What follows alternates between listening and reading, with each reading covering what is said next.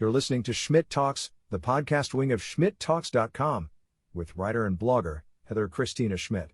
With a new episode each week, Schmidt talks about all the things you never knew you needed to hear about in these truly dystopian times. From politics and current events to life and living, Heather covers it all in this philosophical and introspective show.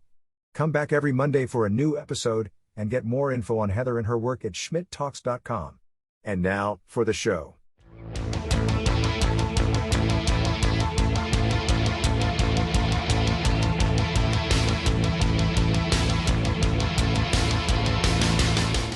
Welcome to Schmidt Talks, the podcast wing of my long-running blog at schmidttalks.com. My name is Heather Christena Schmidt. I am a mom, a writer, and a critic of, everything. I have degrees in political science, philosophy, public administration, and I ran for city council in 2020, at the height of the earliest days of the pandemic. A little housekeeping. I'm relatively new to this podcasting thing, so if you notice changes here or there, little tweaks and such, it's because I'm working out the kinks. If you have suggestions, please head to my website and click contact, or slide into my DMs on your social media platform of choice and give me all of your thoughts. I love constructive criticism and tips. I decided to do this podcast in seasons, and each season has a theme. This first season is Words Matter. We are living in truly dystopian times, and I believe that a lot of that has to do with the loss of meaning to our words, to the things we're talking about. Today's episode in particular will go much more into depth on what I mean about that.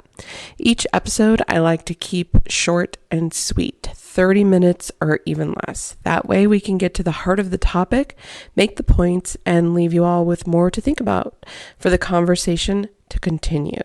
This is, after all, just a conversation, just a starting point to change. Today's episode, the social contract. So first of all, I think a lot of people never learned about the social contract. I really think that's the case. Maybe they didn't pay attention in school during it. I say this because over the years, I have frequently tried to bring it up in conversation at political events, at academic events related to politics, at community meetings, and so on. And usually people's eyes kind of glaze over and I get blank stares in response.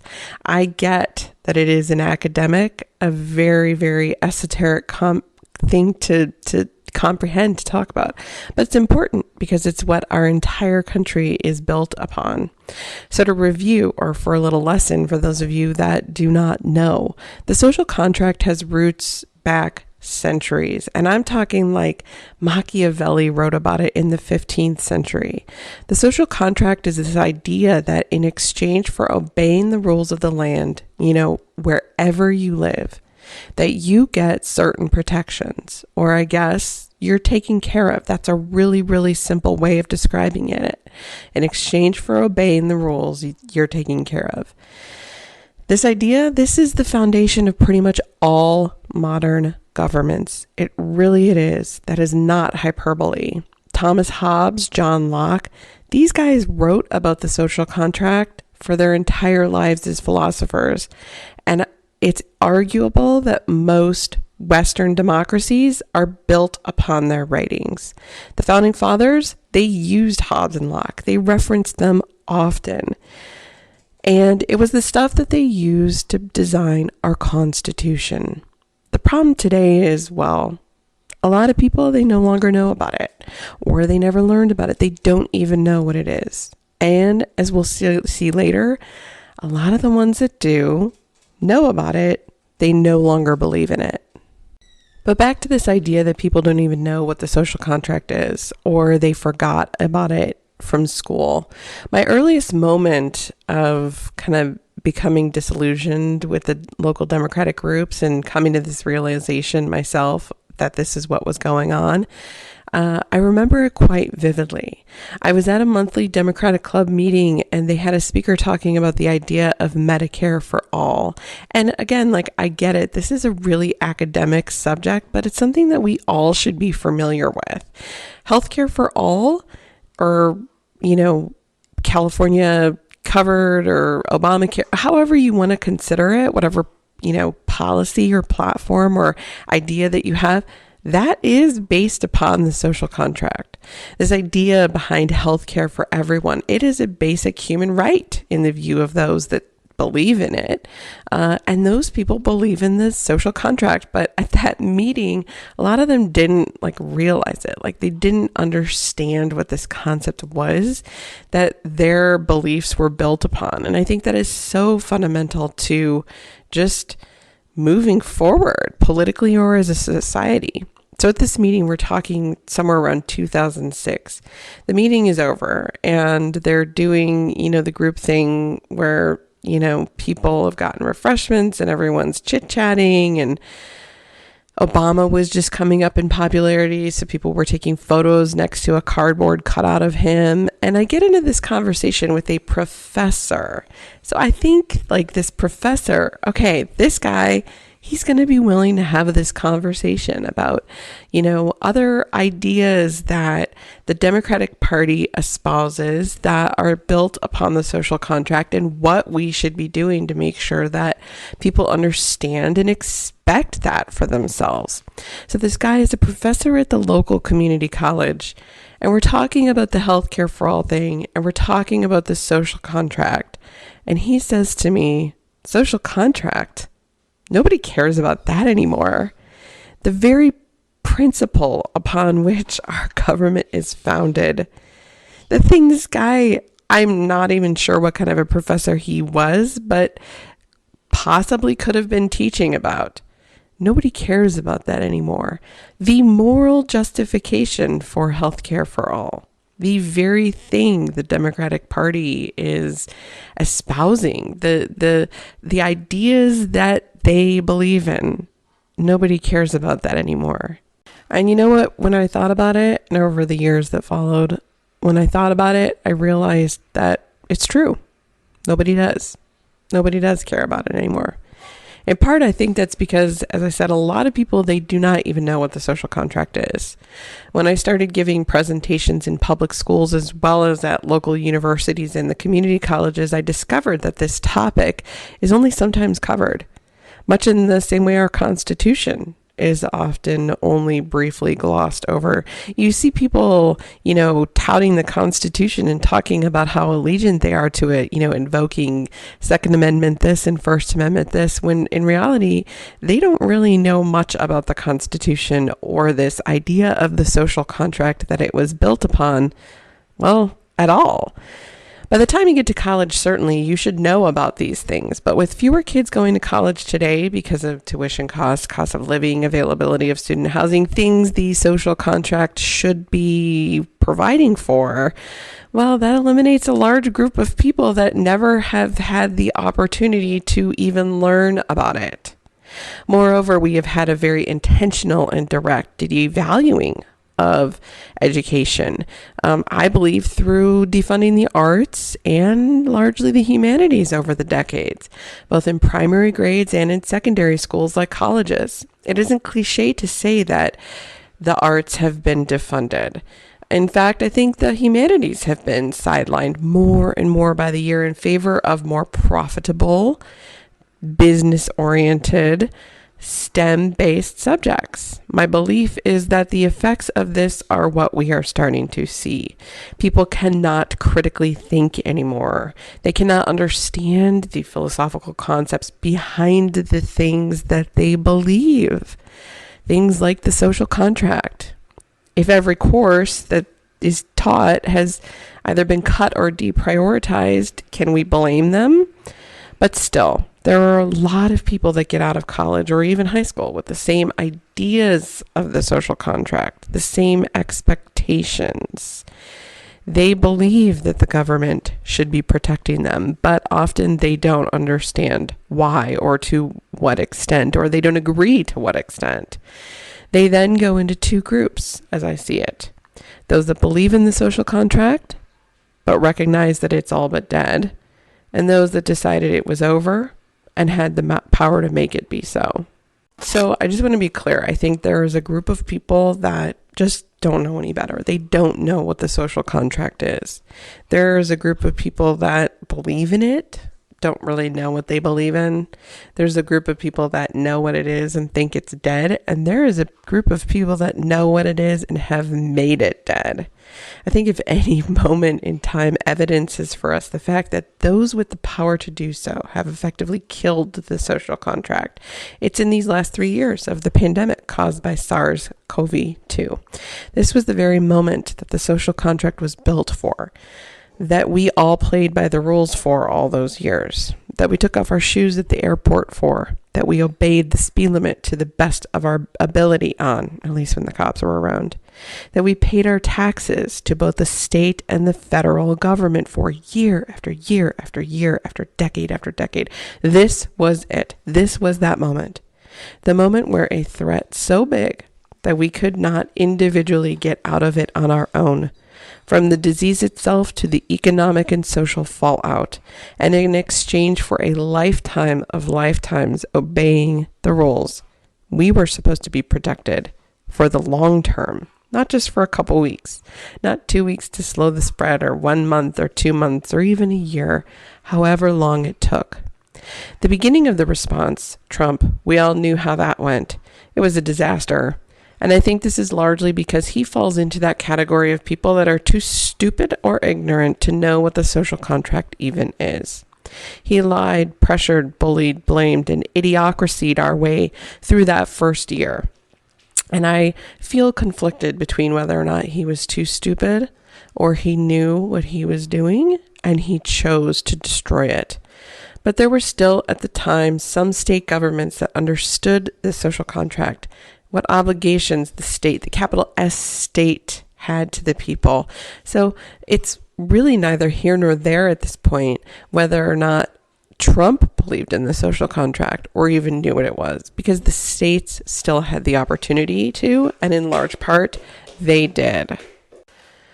In a surprising turn of events, though, that kind of all went out the window when Joe Biden took office. We all believed, those of us with, a history with the Democratic Party and a history with people that believed in the social contract and the good for everyone. Those of us that were ardent political philosophers and idealists, in spite of how insane of a position that is to remain to be today, we believed that he believed in the social contract, that he would bring it back to the national level, that it wouldn't be just whether or not the states agreed.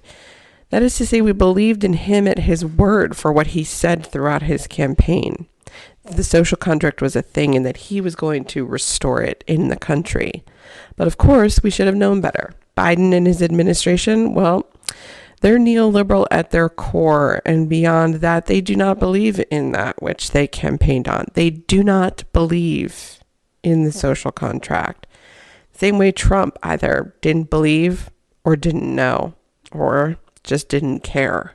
So rather than put someone in charge of managing the COVID response who had some sort of experience in, pandemics or science or medicine or medical ethics or philosophical ethics or, anything, Joe Biden put one of his biggest campaign donors, Jeff Zients, in charge. Jeff Zients has had a number of jobs over the years, many of them executive positions in project management. He is most famous, though, for having a net worth of $149 million and being listed as Forbes 40 under 40 by the age of 35. Today, Zients' wealth is immense. He has profited so much during the pandemic as well, and his conflicts of interest going to that White House, they matched it. So to Biden, with vaccine rollout being the top priority at the time and no real serious variance in the viewfinder just yet, Joe Biden thought that a project manager seemed the right choice. It wasn't what he campaigned on, though, and as conditions changed, it became evident that Zients was both morally and philosophically, bankrupt, in my opinion. Others would be more kind about it and say he was incapable of pivoting strategy to fulfill the duties of that social contract, the very thing he was hired to manage doing for all of the American people. The result, of course, is that close to 700,000 Americans died under Joe Biden's watch, and they continue to. The economy has fallen back and forth, in part due to virus-related worker shortages, and this economy is hurting the poor and working class in the worst ways possible. The vaccines have become less effective, leaving more people vulnerable to death when they had previously been promised they would be fine if they just took the shot. And millions, in the order of tens of millions, have what is termed long COVID, some unable to work or enjoy their quality of life forever. For months, people called for Zients to be fired, and eventually he did resign. Before he did that, an article came out doing a deep dive into his career and his profound lack of qualifications to be running the White House COVID response were brought to the public eye. In it, he was quoted, something so telling and so profound that very few people picked up on, but is so relevant to this conversation. In it, he said, "The social contract is never coming back." The social contract is never coming back.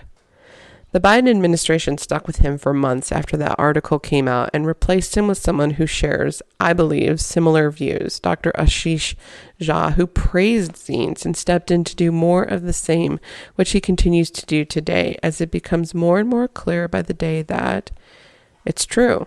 At least as long as these people are running the show, the social contract is never coming back.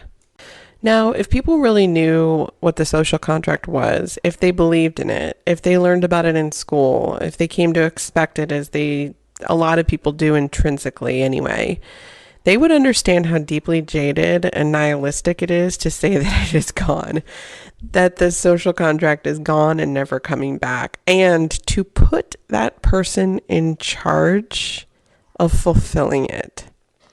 To be fair, that I am aware of this idea by elites and oligarchs running the country, made up of the wealthiest members of American society who are both political parties and hold some of the most immense and grandiose privileges average Americans can only dream of existing, is not shared by, well, the majority of Americans. And again, to be fair, that I am aware of the Constitution upon which the social contract was in part the framework, well, that all still exists. The majority of Americans in the Constitution, we all still exist. Most people still believe, as I said, intrinsically that the government has obligations to them. They don't necessarily know that the social contract is what they're thinking of, but they believe in it. After all, what do we pay taxes for? We pay for protection and services. We just don't always agree to what extent or content those should be, but we do believe in them. And when you have people in the government that are doing these jobs, like the job of Jeff Zients or Donald Trump or Joe Biden or any of these people, you are paying your taxes for these people to provide those services so that you can live your life, so that you don't have to think about all of the dangers and self-protection and state of the nature. It's only the ones in power, though, to rip up the social contract that believe the type of nonsense that Zients and all of them believe, that the social contract is dead, that it's gone. That guy, that professor that I spoke to who said it was over a decade ago at that meeting, those are the people that are the problem.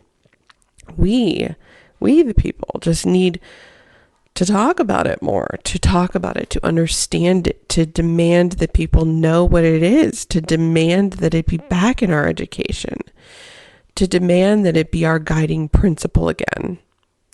Thomas Hobbes, who I mentioned earlier, was one of the real founders of this idea upon which America was founded, this idea that the government exists to protect the people. If they don't, what do they exist for? Was his basic idea. He wrote about the social contract at such length. It is dry. It is a bit hard to get through, but this idea is prevailing that the only reason for the government is to protect the people. What he also describes is life in the absence of this, which is, I think, what many of people across the country are experiencing now.